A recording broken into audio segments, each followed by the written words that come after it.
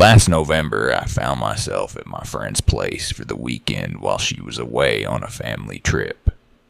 She had a small cat named Molly who was afraid of thunderstorms, and a bad storm was forecasted for the weekend. The storm started the day before my friend left and continued throughout the weekend. On Saturday, I spent the night without any issues. Molly seemed fine with the storm that morning. I enjoyed relaxing on my friend's comfy couch and reading. I always loved staying at her place because it was out in the woods, feeling isolated and peaceful. Midway through the day, a call came in on the home phone. It said unknown number, so I didn't answer. A few minutes later, another call came through, and this time a quiet male voice left a message, saying my friend's name as if asking if she could hear him. I found it strange and texted my friend to let her know, but she never responded. Over the next 3 hours, 2 more calls came in from the same number, but no more voice messages were left. Later that evening, around 8 or 9 p.m., I found a movie to watch upstairs in the bedroom. About halfway through, I remembered to check on Molly to make sure she had food and water. When I went downstairs, I was confused to see her standing right at the front door, staring at the crack in the doorway as if waiting for it to open. I called her name, but she only looked at me briefly before turning her attention back to the door. I hesitantly looked out the peephole, but the glass had fogged up from the rain, making everything blurry. I couldn't make out anything at first, but then something moved, and I could tell there was someone standing on the other side of the porch. I felt unsettled, but continued to watch, trying to get a clearer view. After a couple of minutes, I thought I was just scaring myself and left the door to check on Molly's food and water. When I passed by the door again, Molly wasn't there. I looked out and noticed that one of the shapes I had seen earlier was gone. Feeling off about everything, I picked Molly up and brought her to the bedroom with me. I turned the movie back on and sat on the bed, but I couldn't shake the unsettling feeling I had.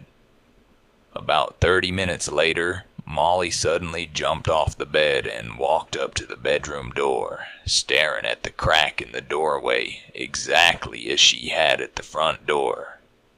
My heart started racing, and I called her name in a shaky voice, but her focus was locked on the door. I quietly walked over and leaned my ear against the door, but couldn't hear anything. I then crouched down and peered under the crack between the floor and the door. My whole body jerked back in shock as I saw someone standing just a couple of inches away on the other side. I immediately looked at the doorknob, realizing I had never locked it. I quickly snapped the lock down, and the person on the other side ran away from the door and downstairs. I called 911 and then my friend. By the time the cops arrived, the house was empty and nobody was around. It seemed that the intruder was likely a stalker, probably the same one who had been calling. They tried to trace the phone number but had no luck. I felt bad for my friend because it was clear that whoever that man was, he was definitely stalking her. A few weeks later, I had just gotten laid off due to budget cuts at the office. Luckily, I had some money saved up to cover my expenses while I searched for a new job. For several weeks, I was stuck at home, looking through lists of job openings on my laptop. After the first 2 weeks, I started to get a bit impatient. I applied to pretty much every position I was interested in, but hadn't gotten a single response. I decided to look at different websites from the usual ones and had a bit more luck finding a few new ones to apply to. Later in the day, I finally got an email from one of them. The manager introduced himself as Zach and said his schedule was pretty packed, but he wanted to get an interview with me that night if possible. I wasn't fully prepared, nor did I feel comfortable enough to ask why it had to be that night, but I definitely didn't want to let this opportunity slip by without trying. I thought showing up on short notice would be a good way to show my commitment. The job was just a regular sales job from the looks of it, but the pay was worth it. I agreed to the interview, and Zach sent me the address, telling me to be there at 7:30 p.m. I got ready and headed over, arriving 15 minutes early. I didn't have any time to research the place, so I wasn't sure what to expect. The building was small, with no obvious signs of what it was for. It only had an address number on it. I assumed it was just an office because it was a sales job, but it was hard to say since all the lights were off and the parking lot was empty. Something felt wrong. I checked the address again and looked it up, but it came back to the same spot. The building had no name on Google either. I called the phone number attached to the email that Zach had sent me, but he didn't pick up. I called a couple more times and still got no answer. I waited until 15 minutes past the scheduled time and then decided to leave. The whole thing felt sketchy, and in hindsight, I should have been more aware of the possibility that it was a scam. I drove home, upset about the waste of time, but overall just wanting to move past it. I told myself I'd stick with the regular job search websites and continue the search in the morning. I wasn't sure if Zach had given me the wrong address by accident or what had really happened, but I didn't waste more of my time thinking about it. I grabbed a beer from the fridge, sat on the couch, and turned on the TV. With no job, I had no bedtime, so I just chilled on the couch until I felt sleepy. Throughout the evening, I kept hearing a creaking sound upstairs, like it was coming from the ceiling. I checked out the window a couple of times to see if it was windy outside, but it wasn't. The creaking didn't concern me much. It didn't sound abnormal. I think I got tired around 10 p.m. I shut off the TV and the downstairs lights, and then walked upstairs to the bedroom. The last thing I remember was getting into bed and laying down, falling asleep quickly. Suddenly, I was awake again. My eyes opened to the pitch-black room, and I heard that same creaking sound I'd been hearing earlier. It was close to me, like it was coming from somewhere on the other side of the room. I looked over with my tired eyes, barely seeing anything in the dark. Then, there was a slow and quiet sound that I recognized as the closet door sliding open. My eyes opened a little more, and I saw the outline of the closet door slowly opening. I felt almost like I was frozen, stuck in place, and unable to move as I watched this happen. My mind wasn't fully convinced that this was even real. It wasn't until the closet stopped moving and a figure leaned out from behind it that my body jerked out of the frozen state I was in. I grabbed my phone and jumped out of bed, opposite to the side the closet was on. The figure didn't move.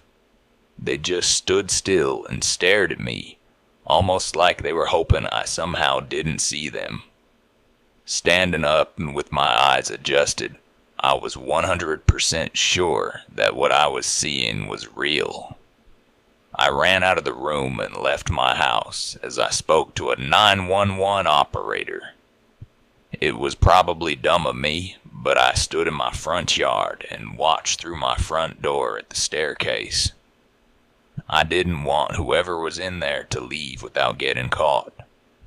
Obviously, they could have been dangerous and armed, so it wasn't the smartest decision. A few minutes later, 2 cops showed up. I never saw anyone come down the stairs, so I told them where I'd last seen the guy. They went in and found him still hiding in the closet. When they pulled him out and dragged him into the car, I couldn't believe how disturbing this guy looked. He had oily, long, and messy hair, disgusting clothes, and wide, unfriendly eyes. He didn't say a single word about what he was doing, but it only took a couple of days to get the whole story. He had made these fake job listings on multiple sites. There were actually hundreds of fake listings he had made for all different types of jobs. Disturbingly, he had all my info from the resume I had sent in and knew exactly when I'd leave my house for the interview. So he broke in while I was gone. That whole night, he was in my home with me, just a couple of feet away while I was sleeping. However, we still never got an answer as to what he was planning to do. Without him outright saying it, there's no way for me to ever know what was going to happen that night. I live in the middle of nowhere. It's flat, barren farmland for miles in all directions. There's a main highway that's not too far from me, but that's about the only paved road around here. Everything else is dirt, or if you're lucky, gravel. The nearest town is 20 minutes away, and it isn't really much of a town anyway. I'm 44 and retired, so I spend most of my days at home. This was a regular, ordinary day for me. It was raining as it had been for the last week, and I was inside, going about my routine.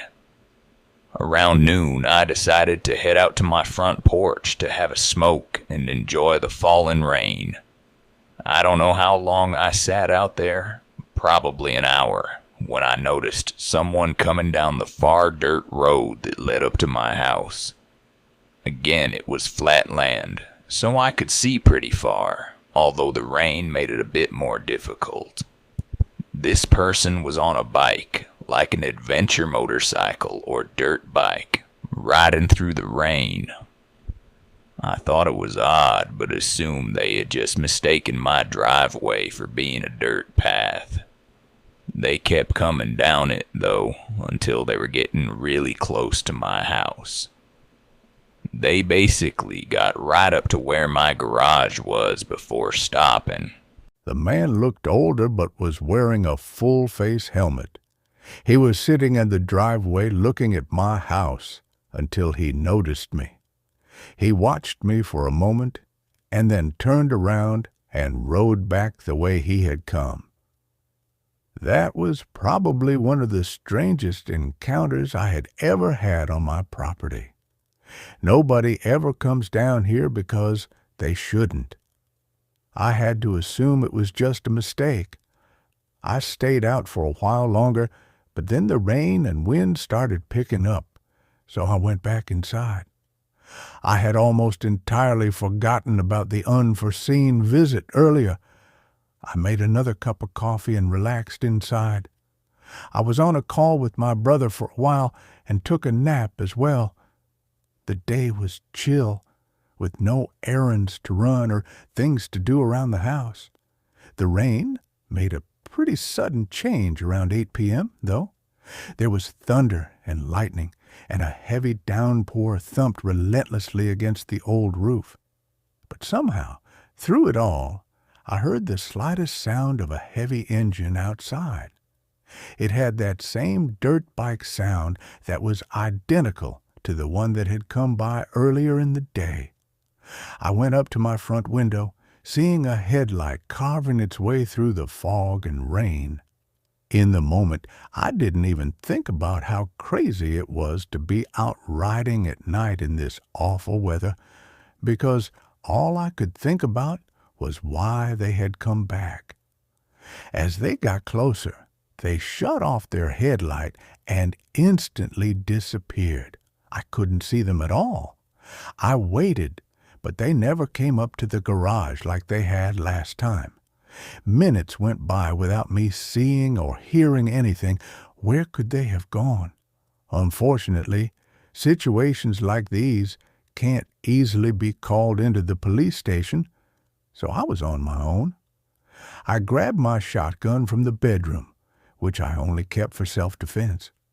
I had no idea what was going on, if they were lost or needed help or if they were dangerous.